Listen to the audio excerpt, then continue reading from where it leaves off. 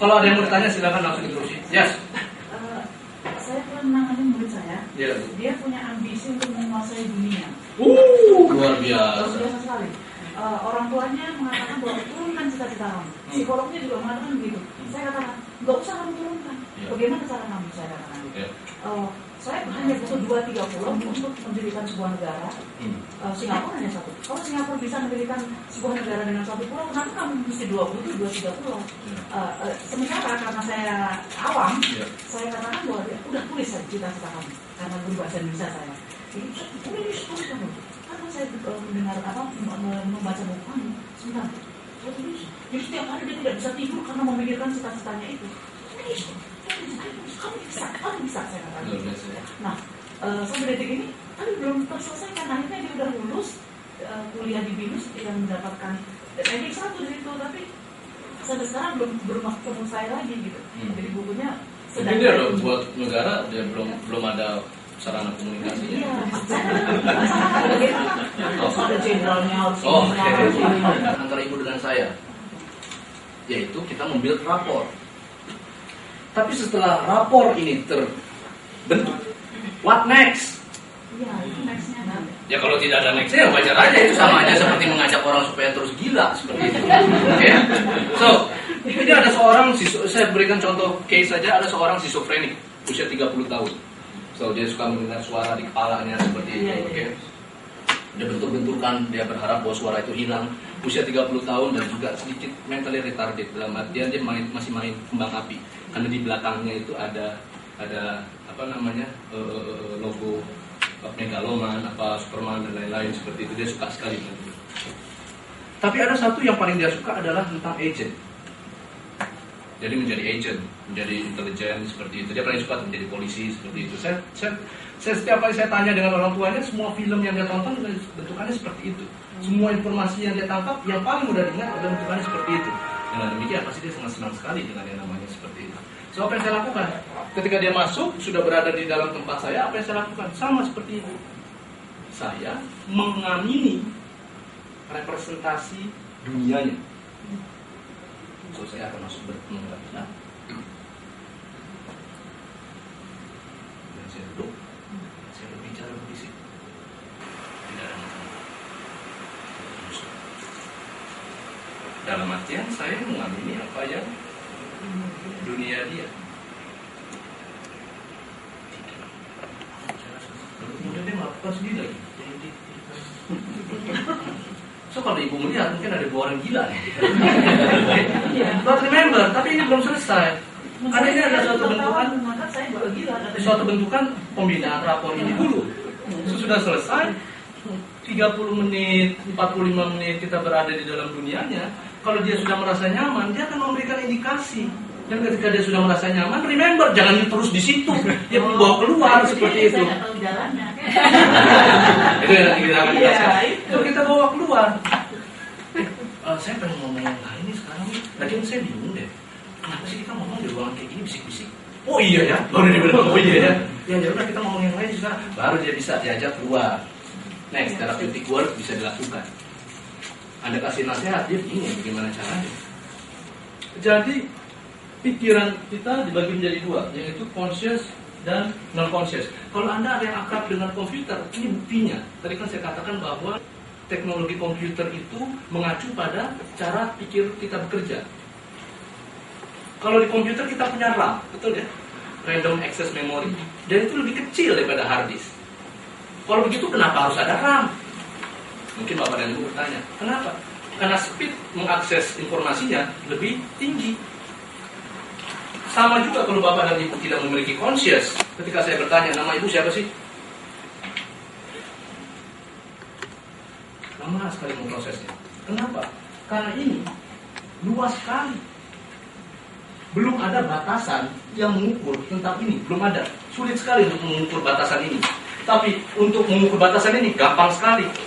Mulai dari iconic George Perling tahun 1960 mengukur tentang kekuatan memori iconic, memori penglihatan.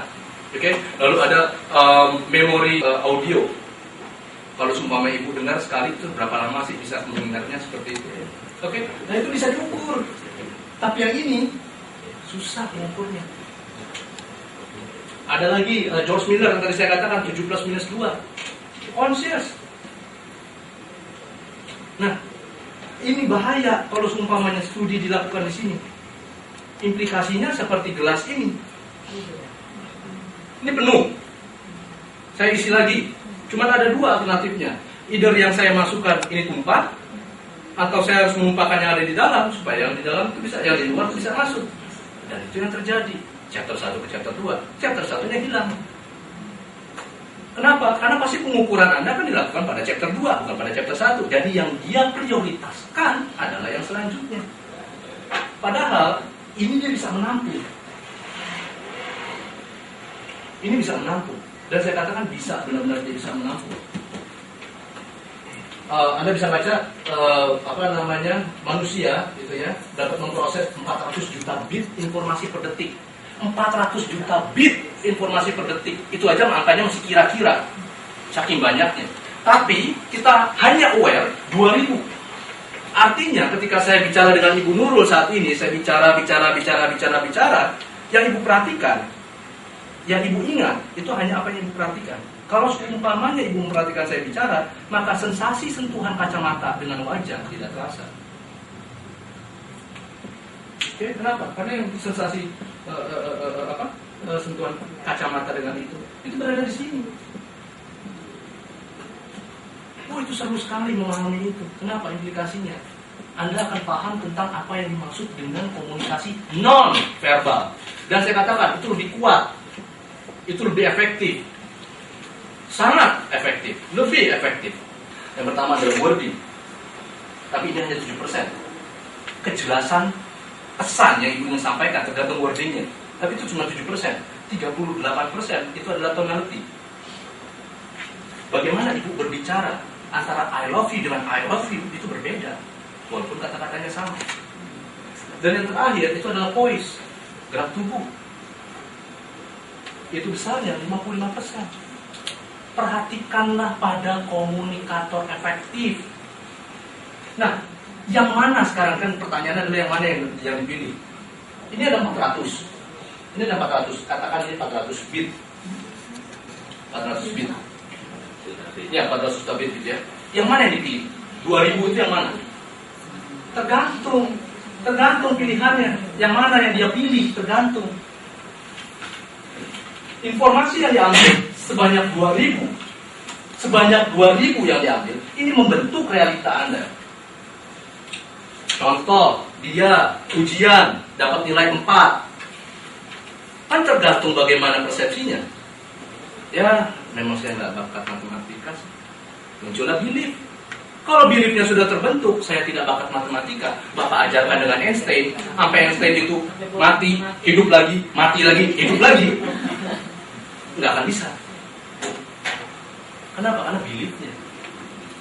Oke? Karena beliefnya. So, tapi kalau seumpamanya dia mengambil persepsi bahwa ya saya dapat 4 karena saya tidak belajar sih, realitanya berubah. Remember, apa yang dilakukan, stimulus yang ada itu sama. Matematika 4. Informasi itu masuk ke talamus. So ada part yang, bayangkan talamus itu seperti bak lah ya, bak informasi, talamus. So di talamus itu membagi 2 informasi. Satu turun ke amigdala yang berkenaan dengan emosi. Satu lagi saya gambarkan ya, kurang lebih dari sini sampai sana. Itu neokortex, pusat berpikir. Lihat saja lintasannya. Yang ini lebih singkat dibandingkan yang itu. Wajar saja jika kemudian respon emosional jauh lebih singkat, jauh lebih cepat. Dan di mana fungsi pembelajaran? Ketika dia mengendalikan itu,